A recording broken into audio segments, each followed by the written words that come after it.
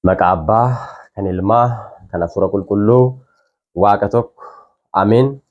Kabajamtootaa fi jaalatamtoota maatiiwwan Waaqayyoon kan jaallattan, Waaqayyoos kan isin jaallatu hundumti keessaniyyuu bakkaa fi lafa jirtanitti nageenyi Waaqayyo isiniif haa baay'atu. Akkam jirtu? Galanni fi ulfinni Waaqayyoodhaaf haa ta'u. Ani nagaa kooti. Guyyaa har'aa kana viidiyoo kana keessatti kan waliin ilaallu waa'ee sagadaati jechuudha.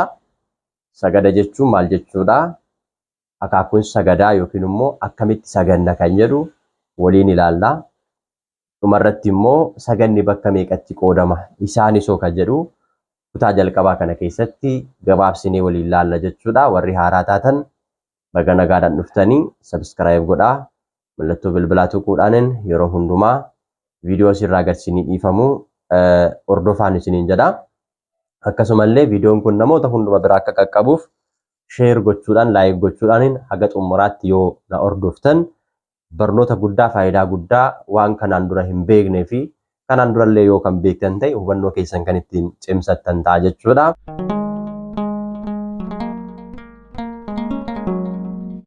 Egaa sagada jechuun maal jechuudha kan jedhu ilaallu jalqaba irratti gabaabsinee. Sagada jechuun ulfina kennuu, jilbeeffachuu, gadi of qabuu, ulfina kennuu jechuudha gabaabaatti gaafa ilaallu. Eenyudhaaf gadi of qabna?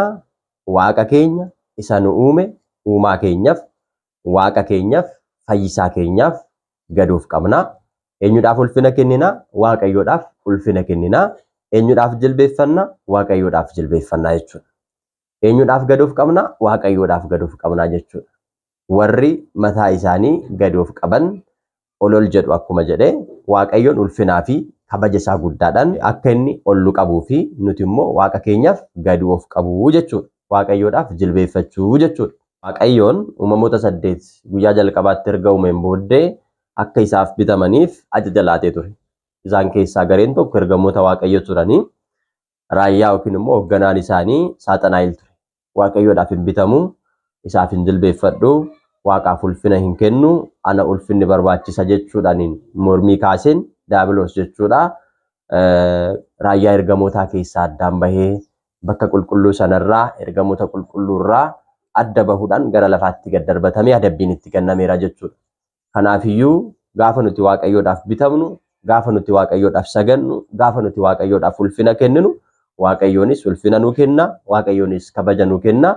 Daabiloos inni immoo ulfina Waaqayyoodhaaf kennuu hin barbaanne jireenya keenya keessa illee yoo jiraate jechuudha. Ulfina maqaa Waaqayyoo fi sagada Waaqayyoodhaaf sagannu kanaan gubatee jireenya keenya keessaatii hin ba'a jechuudha. Kanaaf gabaabatti Waaqayyoodhaaf ulfina kennu, isaaf bitamu, isaaf jilbeeffachuu jechuudha sagada jechuun. Dabalataatiin akka barumsa mana kiristaanaa keenyaa Ortodoksii Tawaahidootti saganni akaakuu sadiin yookiin immoo karaa sadiin sagadama jechuudha saganni. Inni jalqabaa guutumaa guututti jechuudha. Qaama keenya guutuudhaan lafa tuqnee, adda keenya lafa tuqnee, qaama keenyan kufnee jechuudha. Waaqayyoodhaaf kan sagannu, kan jilbeeffannu jechuudha.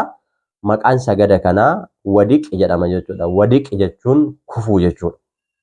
Kanaafuu sagada gaafa sagannu guutumaa guututti Waaqayyoodhaaf bitamuu keenya, jaalala Waaqayyoodhaaf qabnu agarsiisuu keenya ibsuudhaaf guutumaa guututti lafa geenye yookiin immoo kufneeti jechuudha. Adda keenya lafa tuqnee kan nuti sagannu jechuudha.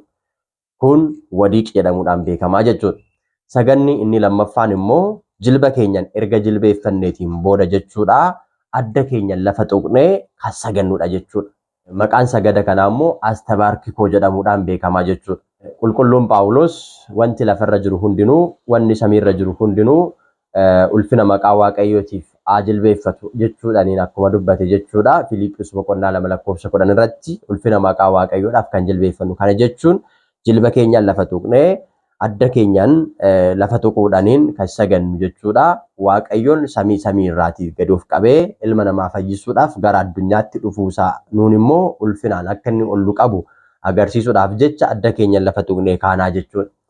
Namoonni sagada kana sagadan warra sagada isa jalqabaa kana guutumaa guututti lafa tuqanii adda isaaniitiin lafa gahanii qaama isaanii guutuudhaan lafa gahanii sagaduu hin dandeenye, umuriin isaanii baay'ee kan deeme abbootii keenya maanguddoota jechuudha, haadholii keenyadha jechuudha. Sagada kana kan sagadan jilbeeffatanii adda isaaniitiin lafa gahanii kan sagadan, sababii isaayyuu dhaabbatanii sagadan waan ta'eef danda'anii. Akkasumallee namoonni gaafa dhukkubsatanii algaarra ciisanii yeroo jiranitti yookiin immoo dhaabbatanii kufanii sagaduu gaafa dadhaban sagada kanaan sagaduudhaan ulfina maqaa waaqayyoodhaaf qaban ibsuu, waaqayyoodhaaf bitamuu isaanii, waaqayyoodhaaf jilbeeffachuu isaanii, waaqayyoodhaaf ajajamuu isaanii, ulfina kennuu isaanii, jaalala waaqayyoodhaaf qaban kanaan jechuudha kan isaan ibsan. Sagadni sadaffaan yookiin immoo akkaataan sagadaa inni sadaffaan kun immoo jechuudha dhaabbannee morma keenya fi mataa keenya qofa gadi qabuudhaan kan sagannudha jechuudha. Saganni kun immoo aadininoo jedhama jechuudha. Saganni kun yeroo akkamii raawwata? Yeroo sirna galatoo yookiin immoo sirna qiddaas irratti jechuudha. Maqaa waaqayyootiif ulfina kennuu keenya ibsuudhaaf jecha morma keenyaa fi mataa keenya qofaan gadi jennee kan sagannudha jechuudha. Nagaan siif haa ta'u yaa ayyaana qabeetti gaafa jennu fa'aa akkasuma abbaaf nan sagada, ilmaaf nan sagada, hafuura qulqulluuf nan sagada jennee yeroo sirna galatoo keessatti jechuudha ibsamu jechuudha. Akkasumallee yeroo abbaa gaabbii keenya irraatii qannoonaa fudhannu jechuudha gadi jenneeti jechuudha. Mataa keenyaa fi morma keenyaan gadi jenneetu kan nuti qannoonaa keenya irraa fudhannu jechuudha. Akkasumallee erga qannoonaa keenya fixanneen booddee kadhannaan eegumsaa gaafa nuuf ta'u jechuudha. Mataa keenyaa fi morma keenyaan gadi jenneeti jechuudha. Sirna kana kan irraatii simannu jechuudha. Kanaaf egaa gabaabatti namni tokko akkamittiin sagada akkamittiin sagaduu danda'a jedhee gaafa gaafatu kanneen sadan kana keessaa jechuudha akka dandeettii isaatti sagaduu danda'a jechuudha. Guutumaa guututti jechuudha kufee sagaduu hin danda'a. Yoo kan dhukkubaan rakkate ta'e rakkoon adda addaa kan isa mudate yoo ta'e immoo aga rakkoo isaarraa fayyutti sagada lammaffaa kana sagaduu danda'a. Abbootii fi haadhotiin immoo dhaabbatanii kufanii guutummaadhaan qaama isaaniitiin adda isaaniittiinis lafa tuqanii sagaduu hin dandeenye immoo jilbeeffatanii sagada isa lammaffaa kana sagaduu ni danda'u jechuudha. Inni kun akkaataa ittiin sagada itti raawwannudha jechuudha. Inni biraan saganni bakka meeqatti qoodamaadha? Akka barsiisaa fi barumsa mana kiristaanaa keenyatti saganni bakka afuritti qoodama jechuudha. Inni jalqabaa sagada waaqummaa jedhama yookiin immoo yaamlikoot sigdati isa jedhamu sana jechuudha.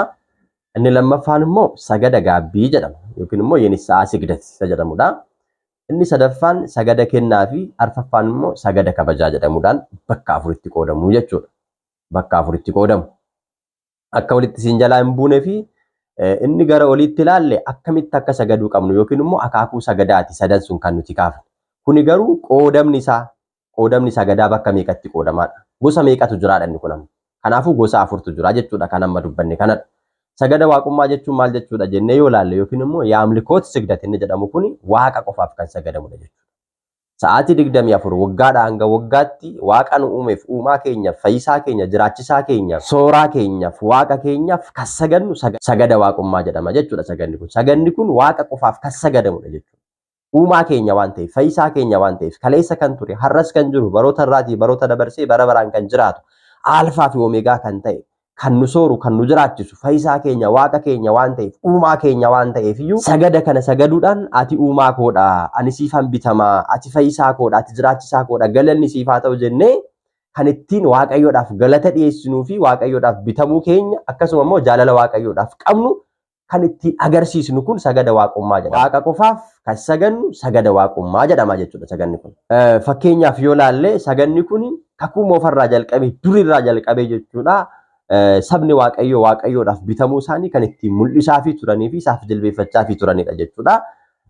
Seera bahuu boqonnaa 33 lakkoofsa 10 irratti uummanni hundinuu tokkoon tokkoodhaan ka'anii gara iddoo dunkaanatti dhufanii waaqayyoodhaaf sagadaa turan jedhee kaa'eera jechuudha. Kana jechuun bakka taabonni waaqayyoo jiru, bakka ulfinni waaqayyoo itti mul'atuu fi bultoon waaqayyoo jiru, ibsituun maqaa waaqayyoo jiru, taabonni waaqayyoo bakka jirutti tokko tokkoodhaan jechuudha. Hundi isaanii kaanii dhufanii isaaf sagadaa turan jechuudhaan kaa'eera jechuudha. Kanaaf tokkoon namaa waaqa isaatiif, uumaa isaatiif, fayyisaa isaatiif kan itti sagadu sagada waaqummaa jedhamuudhaan kan beekamu sagada kanadha jechuudha.